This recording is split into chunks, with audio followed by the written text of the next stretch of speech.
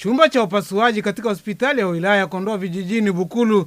Zoezi la upasuaji wa mtoto wa jicho kwa wananchi ili kuwarejeshea uoni linafanyika kwa ufanisi mkubwa. Tutakwenda kuzungumza na madaktari pamoja na wagonjwa ambao tayari wameshafanyiwa upasuaji ili wanieleze hali halisi, na hasa kwa wagonjwa ambao baada ya kurejeshewa uoni pengine hali ya maisha itakwenda vipi.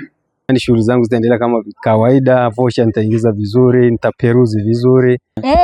Anafurahi sana leo kutuletea, wanawashukuru. Madaktari waliofanikisha zoezi hili wanaeleza sababu za eneo la wilaya ya Kondoa wananchi wake kukabiliwa na ugonjwa wa mtoto wa jicho. Hii shida ya mtoto wa macho ni umri, wengi inatokana na umri, kwamba wakati mtu anapozeeka kile kioo kinaendelea kuzeeka na kinapata ukungu. Nawashauri kuwa waweze kufanya matibabu mapema, wasisubiri tu mpaka itokee labda watu wamekuja, lakini pia wao binafsi wawe na moyo wa kufanya matibabu angalau kila mwaka mara moja. Tuna wagonjwa wengi wenye matatizo ya macho ambayo mengine ni yale ya kuambukizwa kutoka mtu mmoja kwenda mtu mwingine, lakini mengine yale kukosa baadhi ya vitamini, na wengine kwa sababu ya pressure, wengine kwa sababu ya kisukari. Waziri wa Maliasili na Utalii Daktari Ashatu Kijaji anasema uwekezaji mkubwa uliofanywa na serikali wa kujenga hospitali za wilaya hapa nchini umechangia kufanyika kwa kambi za matibabu ya macho kwa urahisi na kuwasaidia wananchi kupata huduma. Na tunaposema mapenzi mema kwetu sisi Wanakondoa, ndugu zangu, inakwenda pia nchi nzima, majimbo yote ameyagusa.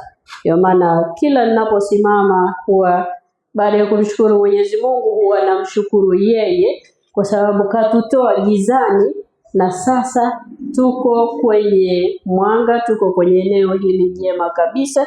Nimepita kwenye vyumba mbalimbali vya madaktari, nimewaona wagonjwa wetu kwa takwimu zilizotajwa, nimepita kwenye chumba cha upasuaji, sio ile anapasuliwa mmoja anasubiri mwingine, nakuta watatu kwa mpigo wanapata huduma kwa pamoja.